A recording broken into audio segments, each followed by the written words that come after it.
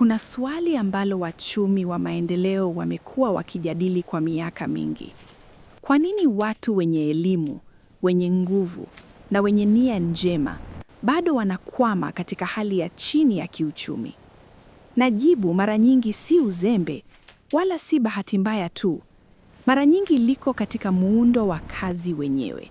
Jinsi kazi fulani zinavyoundwa, jinsi zinavyolipa na jinsi zinavyoathiri uwezo wa mtu kukua kiuchumi kwa muda mrefu. Hii si madai ya kuwadharau watu wanaofanya kazi yoyote. Kila kazi ina heshima yake. Lakini kuna tofauti kati ya kazi inayolipa bili za leo na kazi inayokujenga kesho. Na tofauti hiyo mara nyingi haielezwi wazi kwa vijana wanaoingia katika soko la kazi.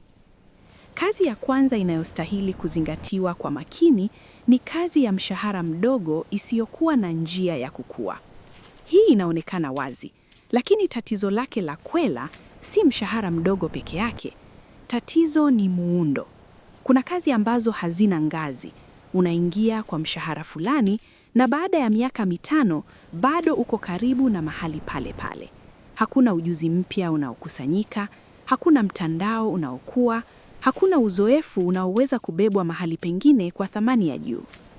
Utafiti kutoka kwa wachumi wa chuo kikuu cha Harvard unaonyesha kwamba mapato ya mtu katika miaka ya kwanza ya kazi yake yanaweza kutabiri trajectory yake ya kiuchumi kwa miongo kadhaa. Kuingia katika kazi isiyo na ukuaji wa ujuzi, hata kwa muda mfupi, kunaweza kuunda mfumo wa akili ambao wanasaikolojia wanauita learned helplessness. Hali ya kujisikia kwamba mabadiliko hayawezekani hata wakati fursa zinapopatikana. Kazi ya pili ni kazi ya peke yako bila mfumo wa ujifunzaji. Hii inagusa eneo ambalo mara nyingi haizungumzi. Kazi ambazo zinafanyika bila mwalimu, bila mwongozo, bila mtu kukuonyesha jinsi ya kufanya vizuri zaidi. Fundi anayefanya kazi peke yake tangu ujana, muuzaji wa mtaani asiye na mtu kumfundisha hesabu za biashara, dereva ambaye hajawahi kukaa kwenye seminari ya usimamizi wa fedha. Tafiti za kiuchumi, hipilili zile zinazochunguza masoko ya Afrika, zinaonyesha kwamba ukosefu wa mentorship na mifumo ya kujifunza kazini ni moja ya vikwazo vikubwa vya ukuaji wa mapato kwa watu wa hali ya chini ya kiuchumi. Si ukosefu wa bidii, bali ukosefu wa mfumo unaobeba ujuzi kutoka kwa mtu mmoja hadi mwingine. Ujuzi unaopita mdomo kwa mdomo una mipaka. Ujuzi unaopita mfumo una nguvu ya kuzidishwa. Kazi ya tatu ina asili ya kisaikolojia ya kina zaidi. Kazi inayotumia wakati wote bila kuacha nafasi ya kufikiri. Hii inasikika kama tatizo la kifahari. Nina kazi nyingi sana za kufikiri. Lakini uhalisia wake ni mgumu. Mtu anayefanya kazi za mwili kwa masaa 12 kwa siku fulani, anarudi nyumbani amechoka mwili na akili. Hana nguvu ya kusoma, hana nguvu ya kupanga, hana nguvu ya kuuliza maswali kama, je, kuna njia nyingine ya kufanya hivi? Anand Giridharadas, mwandishi na mchambuzi wa kiuchumi, aligusia dhana hii kwa njia tofauti. Akisema kwamba umaskini si hali ya kukosa pesa tu, bali ni hali ya kukosa bandwidth, uwezo wa kiakili wa kufikiri kwa muda mrefu.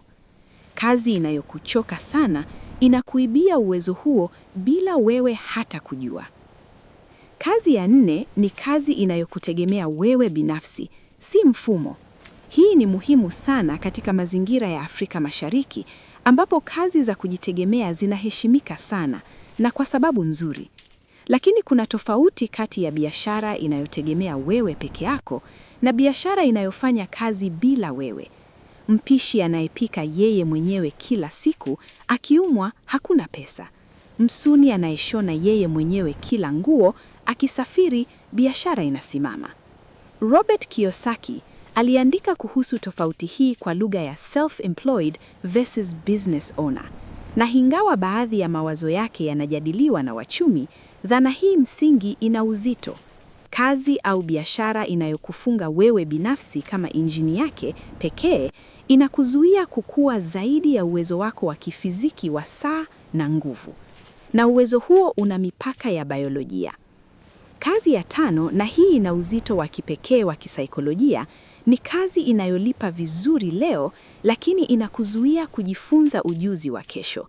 Hii ndiyo mtego wa kisasa ambao vijana wengi wanauingia bila kujua. Kazi inayolipa vizuri sasa inaweza kuunda hali ya faraja inayoitwa status quo bias. Mdongo unashikamana na kile kinachofanya kazi sasa, hata ikiwa ulimwengu unabadilika nje. Teknolojia, mifumo ya kiuchumi na mahitaji ya masoko yanabadilika. Kazi zilizokuwa salama miaka 10 iliyopita zinapoteza thamani yake. Na mtu ambaye amekuwa akifanya kitu kimoja kwa muda mrefu vizuri sana, anajikuta ana ujuzi wa kina katika eneo lililopungua thamani yake. Hii si kosa lake, ni mfumo ambao haukumweleza kwamba kujifunza ni sehemu ya kazi, si zaidi yake. Lakini hapa ndipo nuance muhimu inalazimika. Kazi hizi hazimfanyi mtu maskini kwa lazima, na si kila mtu anayefanya kazi hizi anakwama. Mazingira, maamuzi zaidi, mtandao wa kijamii na fursa za kibinafsi zinacheza nafasi kubwa. Hivyo, kuelewa muundo wa kazi unayofanya na jinsi muundo huo unavyoathiri ukuaji wako kiuchumi kwa muda mrefu ni ujuzi ambao shule nyingi haufundishi. Swali si kazi unayofanya sasa. Swali ni kazi unayofanya inakujenga wapi miaka 5 ijayo? Inakupa ujuzi gani? Inakuunganisha na watu gani? Na inakuacha na nguvu gani za kufikiri mwisho wa siku? Maswali haya hayahitaji majibu ya haraka. Yanastahili kutafakariwa kwa utulivu. Kama video hii ilikuchochea kuuliza maswali hayo, basi imefanya kazi yake.